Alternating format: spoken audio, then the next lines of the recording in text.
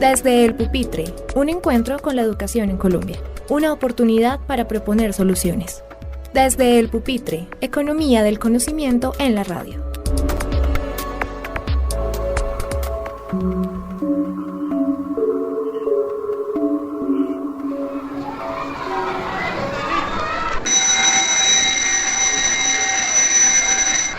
Bueno, niños, vamos a hacer la tarea que no hemos hecho. En Colombia, según la ministra de Educación, María Fernanda Campo, cada año se gradúan 620.000 estudiantes de bachillerato y el número crece. Actualmente, cerca de 1.700.000 jóvenes están estudiando algún programa técnico, tecnológico o superior. Cerca de 3.200.000 entre 16 y 27 años no han podido ingresar o terminar alguna carrera en los últimos 10 años. Además, 1 de cada 2 estudiantes abandonan sus estudios después del bachillerato. La pregunta es, ¿qué se puede hacer? Bienvenidos a Desde el Pupitre, programa dedicado a temas de la educación en Colombia. Educación como factor que forja a una nación día a día. Los estados crecen desde la industria, desde el comercio, desde cada esquina, pero es desde el pupitre de cada salón donde se forma a cada ser humano para que sirva a su país. Desde el Pupitre es un espacio para pensar en las problemáticas que aquejan nuestros salones de clase. El profesor se acostumbra y calla, el padre preocupado por las deudas guarda silencio y el niño a duras penas comienza a pensar. Es tiempo de darle el papel indicado a la educación en la agenda de un país como Colombia. En esta hora hablaremos sobre el rol que tiene el maestro en la formación integral de los estudiantes. Esos jóvenes que serán responsables del avance de nuestro país en la economía de conocimiento, con habilidades científicas, técnicas y creativas que solo se logran con más educación. La Organización para la Cooperación y el Desarrollo Económicos, OCDE, creó las pruebas PISA, que corresponden al Programa para la Evaluación Internacional de Alumnos. Con estas pruebas se ofrece un perfil de las capacidades de los estudiantes.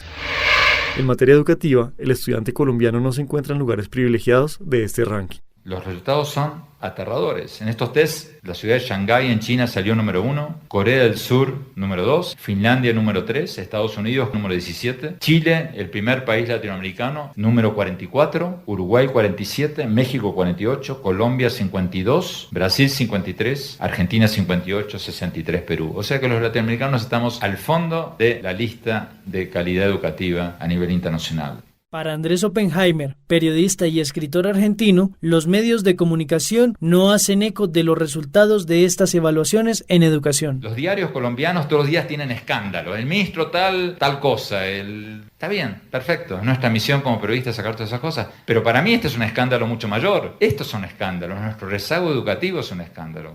Pero no lo vemos en las primeras planas de los periódicos. El tema de educación para el gobierno de los Estados Unidos está tomando más fuerza cada día. Fíjense que el presidente Obama ahora, con esta discusión que se está dando ahora sobre los recortes presupuestarios para reducir el déficit de Estados Unidos, están cortando de todo. Los fondos del FBI, los fondos están dándole con un hacha a todo el presupuesto de Estados Unidos, menos a una cosa: la educación, la ciencia y la tecnología, en la que están aumentando los fondos federales. Eso les da un poco la pauta del desafío con el que nos estamos enfrentando en todas partes del mundo, especialmente en esta parte del mundo. El presidente norteamericano se ha referido al tema económico en relación a la educación en varias ocasiones. En el discurso a la Nación y en el Foro Nacional, el 28 de marzo en Washington, Obama dijo: Iniciamos una competencia denominada Carrera a la Cumbre. A todos los 50 estados les dijimos: si nos muestran los planes más innovadores para mejorar la calidad de los maestros y el desempeño estudiantil, les daremos el dinero.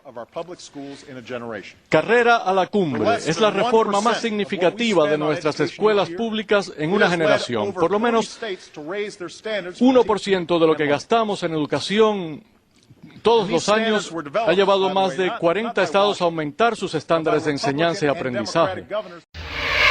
Estoy seguro de tener más dinero para el presupuesto para esto. Entre kindergarten y el 12º grado tenemos que tener mejores maestros. Recordemos también que después de los padres, quien tiene mayor impacto en el éxito de un niño es el hombre o la mujer al frente del aula. En Corea del Sur a los maestros les llaman forjadores de la nación. Queremos recompensar a los buenos maestros y dejar de inventar excusas para justificar a los malos. De hecho, a cada joven que me escucha esta noche y que está considerando qué carrera estudiar, si quieres tener un impacto en la historia de nuestra nación, si quieres tener un impacto en la vida de un niño, hazte maestro. Tu país te necesita. Se puede hablar mucho sobre la responsabilidad que recae sobre los hombros de los maestros. Se puede juzgar su labor, pero saber qué es exactamente lo que debe tener un maestro para liderar el cambio y transformar la realidad de los estudiantes es el punto verdaderamente valioso.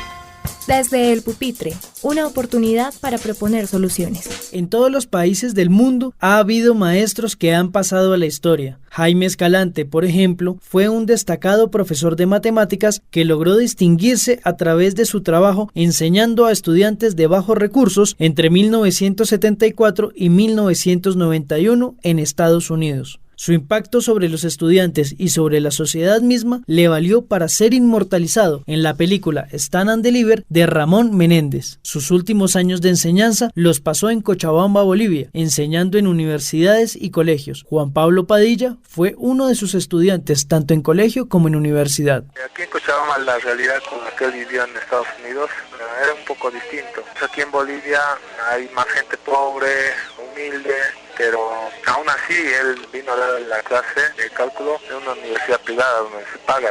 Y aunque sea una universidad que se paga, también había gente de pocos recursos que con becas podía estudiar dentro de la universidad privada.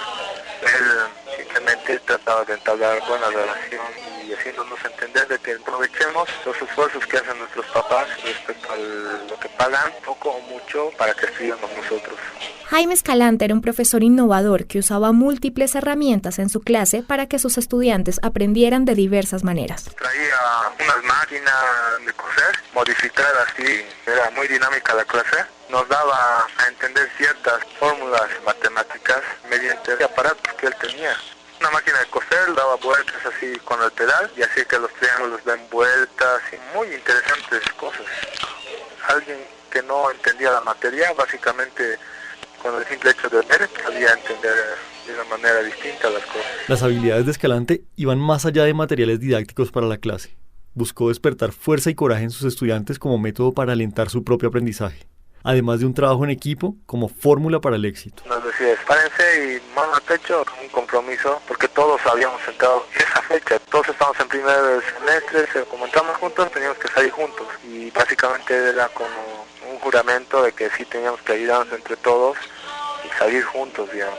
Su relación con este estudiante fue muy particular porque Juan Pablo Padilla era la mano derecha de Jaime Escalante en términos económicos para la clase. Él traía muchos ejercicios para hacer y como yo me sentaba muy adelante, yo era casi el primero en ser su amigo y me dijo, tú vas a ser mi encargado, tú te vas a llamar Cajías, yo te doy las hojas de fotocopia, tú consigues las fotocopias para todos tus compañeros del aula. O el mismo Jaime Escalante me decía, bueno, cóbrales a $1, esto cuesta 50 centavos y lo que sobra tú lo agarras para próximas fotocopias.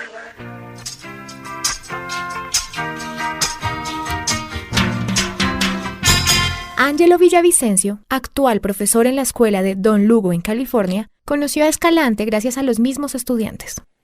Jaime Escalante lo conocí a través de mis exalumnos. Yo trabajaba para la escuela intermedia de Griffith Junior High y mis alumnos iban a la Garfield High. Entonces, exalumnos míos volvían y me decían que había un maestro que se llamaba Jaime Escalante y era de Bolivia. Lo conocí en 1981. Este profesor, con 32 años de experiencia como maestro, relata cuáles fueron los problemas que enfrentó Escalante en Estados Unidos. Bueno, habían varios. El primero de todo era que el sistema se había olvidado del muchacho, creyendo que los talentos no existían, que no tenían inteligencia y que no tenían motivación para seguir adelante y llegar a una meta. Entonces llegaban los muchachos de la calle, pues del barrio, y no querían estudiar, no querían hacer nada, querían todo fácil. Y pues la calle lo hace disfrutar más de la vida, ¿no? Y estando dentro de la clase, pues ya era muy difícil hacerles entender que la educación es el futuro. Según el profesor Villavicencio, lo más importante que logró Jaime Escalante fue el cambio de mentalidad que obtuvo en la sociedad y en los estudiantes.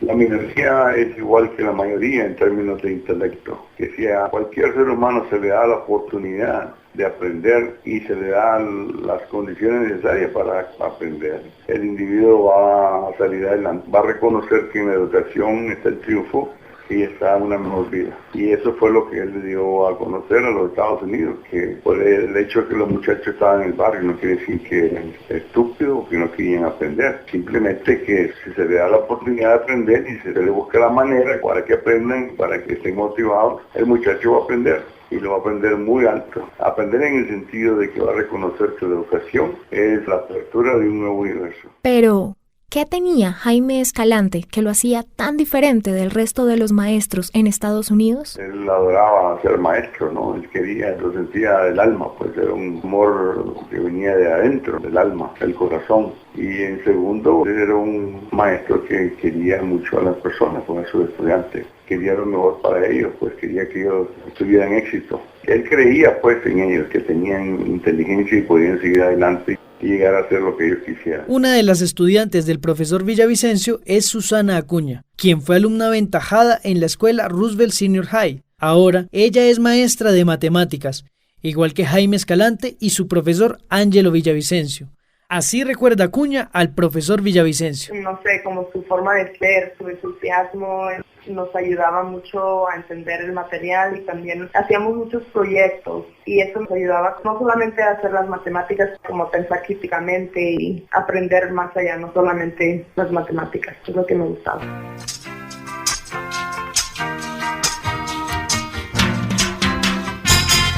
Desde el pupitre, un espacio para pensar en la educación. Al igual que en Estados Unidos, en Colombia hay múltiples esfuerzos por mejorar la educación.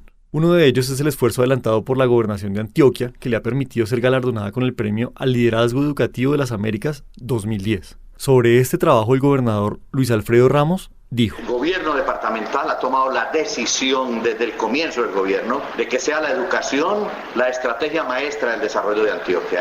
Antes se decía la educación es transversal, es decir, toca con todo. Ahora no se dice eso en el gobierno departamental. Se dice la educación lidera, no transversaliza, lidera, es decir, jalona. En ese contexto entonces uno puede decir, sin lugar a dudas, la gran revolución educativa antioqueña parte de la gratuidad de la educación. Garantizar el acceso universal de la educación es un paso no solamente en la historia educativa, sino en el desarrollo de Antioquia.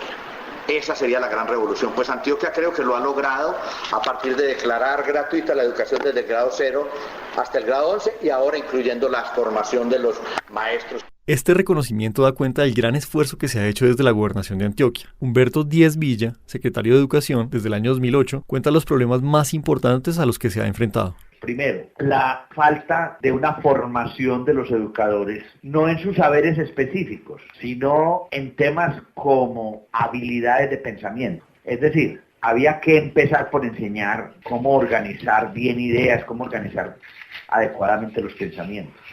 2, limitaciones de los educadores en cuanto a comunicabilidad, empezando por la misma lectoescritura. Muchos de los maestros que testeamos no sabían leer y escribir correctamente. Obviamente los profesores de bilingüismo, por ejemplo, no dominaban ni siquiera el idioma inglés y eran profesores de inglés. Encontramos una débil aceptación de las tecnologías de información y comunicación. Entonces, en vez de montar cursitos, que matemáticas, cursito de lenguaje, cursito de todo, hicimos un gran proyecto de formación que incluía esas áreas. Y ese proyecto lo hicimos para todo el departamento con los 19.000 educadores. Y a partir de eso generamos un movimiento impresionante y generamos también unos proyectos que se originaron desde ese proceso de formación. Un proceso de formación que lo hicimos con el apoyo de un grupo de universidades muy grande, públicas todas, y ese grupo de universidades nos ayudó entonces a hacer un operativo que no tenía antecedentes en la historia antioqueña. Para este secretario de Educación es claro el papel transformador del maestro y es en esta dirección hacia donde apunta sus esfuerzos. Precisamente lo que estamos tratando de hacer con los educadores es mejorar la capacidad para que ellos puedan tener esa función transformadora. Tenemos que trabajar muy duro en la perspectiva de ir reeducando a muchos educadores. Desde el pupitre, un encuentro con la educación en Colombia. Así como el profesor Jaime Escalante transformó su realidad y la gobernación de Antioquia apuesta por la educación, la Fundación Compartir al Maestro, creada en 1999, busca estimular a los maestros más destacados de Colombia. Luz Amparo Martínez, directora del Premio Compartir al Maestro, nos cuenta. El Premio Compartir es un galardón que se entrega anualmente a maestros destacados por su labor en el aula. Tiene unos objetivos básicos, que es promover una valoración social más justa de la docencia, apoyar y fomentar la profesionalización de los maestros y rendir un homenaje a aquellos educadores sobresalientes que son los que buscamos a través del premio para exaltar sus méritos. Esta iniciativa ha fomentado el surgimiento de propuestas y proyectos en los docentes para mejorar la calidad educativa. Tenemos un estudio que se adelantó en el 2008 con la Universidad de los Andes, que se llama Estudio de Impacto de los Objetivos del Premio. Realmente el balance es bastante positivo en términos de lo que el premio ha significado para mejorar la imagen de los docentes, en términos de lo que significa para un maestro ganar un galardón y que sea reconocido por la sociedad, y también de lo que representa poner este tema en la mesa para toda la sociedad para que llame la atención de la importancia de esta profesión para el desarrollo del país. Gracias al premio Compartir al Maestro, se ha logrado visibilizar la labor del profesor y los docentes ganadores se han podido acercar a la sociedad de una forma diferente. El problema es que la labor docente está siendo amenazada por la indiferencia del resto de la sociedad. En Finlandia, un docente puede llegar a ganar cerca de $100.000 anuales, lo que equivaldría en Colombia a unos 15 millones de pesos mensuales. Nivia Esther Yela, maestra ilustre del Premio Compartir 2010 y profesora de matemáticas del Colegio San Francisco de Asís, comenta los principales problemas a los que se enfrenta el docente día a día. A mí sí me parece que siempre el maestro ha estado mal remunerado en Colombia y que el estímulo que hay por parte de las entidades es mínimo. A nivel de la empresa privada es el Premio Compartir el único que hace reconocimiento social y es un reconocimiento excelente. Uno dice, al fin hubo alguien que se propuso reconocer esa dedicación y esas condiciones difíciles en las que tiene que trabajar. Porque a nivel de lo público, solamente hasta el 2007 se creó un premio a nivel de Bogotá, que es el Premio a la Investigación y la Innovación. Ignan Yesid Álvarez, docente de Artes Escénicas en la Institución Educativa Distrital Rural José Celestino Mutis y nominado al Premio Compartir al Maestro 2010, comenta. Bueno, una es la condición del estudiante, la cultura. Hoy en día no cree en él y esa pérdida de confianza y de autoconocimiento ha llevado a que el estudiante le guste lo fácil, esa cultura del facilismo, esa cultura de la falta de rigurosidad y disciplina, esa cultura del narcotráfico que nos dejó Colombia. Yo no quiero leer, no tengo por qué leer, no tengo por qué tener disciplina, no tengo por qué cumplir. Ese es uno. Lo otro es el sistema educativo. Está respondiendo a estándares, está respondiendo a normas. Eso frena también, porque no permite como una rigurosidad y una autonomía. La autonomía está entre comillas, aunque la Ley General de Educación lo dice, la autonomía. Tenemos que responderle a un estudiante que salga al ICFES y eso hace que el ICFES en última distraiga otros niveles de desarrollo del ser humano. Ahora, ¿cómo jugarle para que responda a ello, pero también responda a otras dimensiones? Eso es lo que la escuela debe jugarse. Gustavo González ganó el Premio Compartir al Maestro en el año 2008, con la propuesta La música como expresión lúdica. Este profesor comenta cuáles considera los principales problemas de ser docente. A veces somos vistos como gente problemática, que lo somos, también algunos sí son problemáticos, pero a veces no somos reconocidos socialmente como la persona que le aporta a formar ciudadanos. Como en otros países, por ejemplo, sabemos que en Japón pagan muy bien los maestros. Nosotros somos un gremio que somos un problema para el Estado, es un problema. Saber lo que no es un problema para el Estado es un ingrato, somos un problema para los mismos padres de familia. Ni que los papás nos reconocen como le aportamos a los hijos. Cuando el chico pierde el año, somos maestros perversos. Y hay más cosas desagradables también, ¿no? Maestros no somos apreciados socialmente. O sea, gozamos de un perfil muy bajo.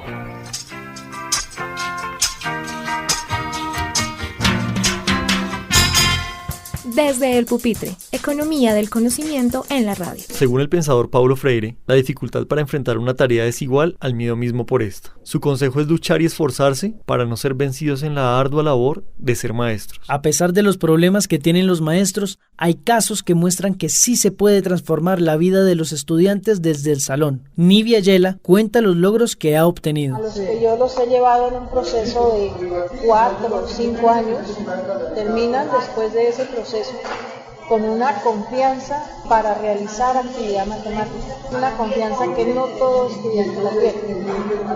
Hay estudiantes que dicen no quiero saber de esa área nunca más. Hay estudiantes que resuelven ejercicios pero jamás pueden hacer un problema. Yo lo que hago en la clase es solo problemas y ningún estudiante a mí me dice no puedo, no quiero, no soy capaz. Tú ves mis 40 estudiantes trabajando todo el tiempo de la clase solucionando problemas. Ese es un avance en el área que a mí me parece importantísimo a nivel de aula. Ahora, los estudiantes como personas, imagínate si yo me siento capaz de producir ideas matemáticas, de solucionar problemas en matemáticas, pues eso le da una potencialidad para otras áreas. Sabes que así uno no estudia matemáticas, tiene que encontrarse con ella. Entonces, sea lo que sea la profesión que vaya a estudiar, lo más seguro es que ese apoyo que yo le di en el aula lo va a utilizar en su vida estudiante y en su vida profesional. El profesor Hernán Yesid Álvarez, docente de educación artística, ha realizado un trabajo de apropiación de conocimiento a partir de la representación escénica. Al principio, sus métodos no fueron muy bien vistos, pero con el tiempo ya se ven los resultados. Luego se fue dando el proceso, cuando me di cuenta que los chicos tenían los mismos desempeños, las mismas capacidades y cualidades de lectura y escritura que los de los otros grados, no había ninguna diferencia. O sea, me di cuenta que no estaba cometiendo ningún error, pero ¿cuál era la diferencia entonces? Y cuando los chicos empezaron a pararse en escena y a recrear corporalmente todos esos temas que veíamos, ahí fue la diferencia. Y entonces empezamos a participar en foros, empezamos a participar, a sacarlos de la institución. Entonces nos participamos en festivales distritales y nacionales de danzas, y ellos se probaron allá y fueron reconocidos como mejor puesta en escena y mejor trabajo creativo. Ya nos dio una luz que ese proceso estaba dando resultados. Entonces se solidificó y empezamos a trabajar de ahí en adelante temáticas. El siguiente año fue el coleo, un cuento llanero. Nos fuimos para los llanos orientales a consultar sobre el coleo y estuvimos en una manga de coleo con los padres de familia, donde se involucra a toda la familia y se le dice vamos a ir hasta allá a ver qué, sacaron un toro, lo colearon, miramos todas las figuras, campana, campanilla, todo el proceso que es, se dieron cuenta que surgía de un deporte, una labor. Esa labor luego se convirtió en un deporte profesional, con técnica, y eso lo llevamos a escena. Entonces lo que se dio es, papá, los niños quieren averiguar sobre el coleo, nos toca irnos para el Villavicencio, que es lo más cercano, eso nos vale 1, 2, 3 millones de pesos, vale plata. Estoy hablando de estrato cero, donde viven con menos del mínimo, en unas condiciones terribles. Ahí está la gestión del maestro, pero también está la responsabilidad del padre de familia. Gestioné recursos con las ladrilleras y los padres hicieron otro aporte, pero nos fuimos para Villavicencio. Desde ese año hemos estado saliendo a nivel nacional constantemente, porque ellos quieren investigar sobre un tema y nos toca ir donde ellos quieran investigar, ir a la fuente, y vamos a la fuente. Uno de los elementos más importantes en la labor de este profesor es su trabajo con la comunidad. Ha logrado integrar a la institución, a los padres de familia y a la empresa privada a un proyecto que ha trascendido los muros de la clase. Ahorita tuvimos aquí unos chicos que traían un MP4 y traían una música, ¿cierto? Pero ese mismo joven, cuando un campesino se le para en escena que es su papá, él lo reconoce como tal y la música de él también vale. Eso es lo que trato de hacer en ese territorio, ¿cierto? Y metí a la comunidad sin darles clase. Entonces le digo a un campesino, empiece a recrear, mire lo que usted quiere crear. Y empiece a recrear. Si usted es bueno para la danza, recree con la danza. Si usted es bueno para la música, componga. Si usted es bueno para la oralidad, componga coplas del territorio. Entonces los papás se están animando en toda la zona rural. Aquí funciona una escuela que genera una pregunta, un desequilibrio, para que usted empiece a recrear. Y entonces usted como campesino, después de su jornada laboral, se invita con el vecino y empiezan a rasgar la guitarra por la tarde. Vamos a presentarnos en el Festival de Música Campesina. Listo, hay que llevar composiciones nuevas. Listo. Venga, creémosle una historia a este man que se las da de no sé qué, creémosle una historia a este político, creémosle una historia al potrero, creémosle una historia que perdí la cosecha. Gustavo González, profesor de música, ha tenido éxitos a nivel personal e institucional. Las siguientes palabras dan cuenta del esfuerzo de este docente por brindar unas mejores herramientas de aprendizaje a sus estudiantes. No lo hagan tan gratuitos, aquí no ve nada. Estuve haciendo antesala de un lado del otro, golpeando aquí, golpeando allá, para que nos dieran la plática para conseguir las cosas. El primer apoyo fue lo que yo traje, yo traía mis cosas. Cuando ya vieron que si la música generaba otro tipo de ambientes aparte de la cátedra, entonces empezaron a invertir. Ya vino un aporte de los padres de familia a través de un colega que hizo campaña y se consiguió una plática a través de un bono para comprar más cosas. Después yo tuve que hacer antesala en la web y logré otras cositas. Me tocó hasta un 22 de diciembre estarme allá donde queda la Secretaría de Educación para que ejecutaran, porque si no se quedaban reservas de no sé qué cosa y se perdieron. Pero la alcaldía, cuando vieron que sonábamos, entonces nos hicieron tocar en varios eventos y nos dieron otros instrumenticos, y el líder también me dio una cosa ahí de innovación, y entonces me gané otra plática para el proyecto. Después a la institución le pedí unas cosas y ahí sí me las dieron directamente en la institución. Después la Secretaría de Educación fue allá y pedí unos instrumentos, me traje un poco de violín, me traje un poco de cosas. Cuando recibí el premio estaba el alcalde, estaba Samuel, y me dijeron a unos funcionarios que aproveche y pida, maestro, que usted está pidiendo unos saxos y este año me llegaron. El año pasado me llegaron en junio, después de 2 años pero llegaron.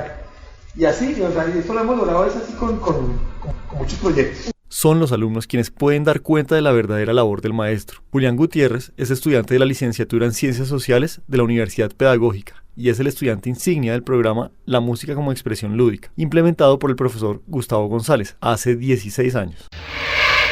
Para Julián Gutiérrez, la trascendencia del maestro va más allá. No es una relación típica vertical entre profesor y estudiante, sino que él procura ponerse incluso al nivel de uno. Se pone, por ejemplo, al lenguaje de uno, obviamente sin caer en grosería, nada, o sea, como en la bacanería de los muchachos, de los adolescentes, y el juego y la recocha, sale a jugar fútbol con uno, fuera de que le estén respondiendo en un proyecto de música y que la orquesta se presente y lo hagan quedar bien y nos aplaudan y toda la cosa. Él se encarga de que eso sea una comunidad, una fraternidad en la que todos nos ayudamos, en la que todos nos interesamos por los problemas de los otros y hacemos algo por solucionar y por ayudar a los compañeros. Él es muy abierto, no es como el profesor típico, ese profesor tradicional que, o sea, yo soy el profesor y punto, usted es el estudiante y está allá lejos de mí, no se me acerque, nada. De esos profesores que uno se asusta cuando los ve en el supermercado comprando el desayuno. O sea, profesor, él no es así. Él es muy abierto y él siempre está dispuesto a compartir sus experiencias, a contar sus anécdotas, incluso hasta abrirle a uno las puertas de su casa. Para el investigador Jesús Palacios, en el Colegio María Montessori se daría un proceso de socialización con el docente, donde la relación de sumisión se transforma en una de afecto y camaradería que va más allá del horario escolar. Fuera de la relación normal profesor-alumno, ya con los años de estar trabajando con él, la relación se vuelve ya de amigos. Él es un amigo, él vive preocupado por uno, los problemas de uno, absolutamente todos. Mantiene al tanto de la familia de uno. Se crea es como una especie de fraternidad en la cual él es como el líder, pero al final terminamos muchachos de distintas edades, todos compartiendo, todos viviendo alrededor de la música, de los grupos y sin importar las edades. Entonces ahí se crea una especie de comunidad emocional, incluso hasta teníamos nuestro propio léxico, teníamos nuestras palabras particulares, nuestros chistes particulares. Es más que una clase, es una comunidad y uno encuentra cabida, o sea, y además también desarrolla una identidad. Nicolás Carvajal es la mano derecha de Gustavo González en el Salón de Música del Colegio Distrital María Montessori. Nicolás cuenta lo que más valora de su maestro. Su forma de ser, su forma de enseñar, lo que uno quiere como estudiante. Por ejemplo, no le da uno nota, una valoración a su materia, sino según lo que usted quiera. Si usted está acá es porque quiere, no porque esté obligado. En cambio no es como las otras materias que le toca a uno estar por obligación y toca aprender por obligación. Un ejemplo, matemáticas, a uno le dan esa materia, si uno le pone como el gusto, pues aprende, pero es según el profesor la forma de enseñar. Aquí el maestro inspira al estudiante. Y pues tal vez estudiar música y el Gustavo II. ¿Qué te hizo escoger ser profesor? Yo creo que Gustavo, sinceramente Gustavo. Uno ve a Gustavo, su forma de enseñar y uno dice, uy no, yo me quiero enfocar en esta carrera y quiero ser cada vez mejor en violín o en congas, quiero esforzarme cada vez más. Entonces eso es lo que a uno dice, bueno, yo en un futuro ¿qué voy a ser? ¿Abogado o ingeniero de sistemas como todo el mundo? No, uno se enfoca en una maestría, digamos, como Gustavo quiere ser profesor ¿de qué? De música, que es lo que más le gusta. Terminamos la primera parte de Desde el Pupitre. Recuerde que estamos hablando de la importancia de los educadores en el desarrollo del país. En la siguiente entrega de Desde el Pupitre se hablará sobre las características que debe tener un docente que transforma su realidad y la de sus estudiantes. Asimismo, se hablará sobre la importancia de cada uno de nosotros para mejorar la educación. Ya regresamos.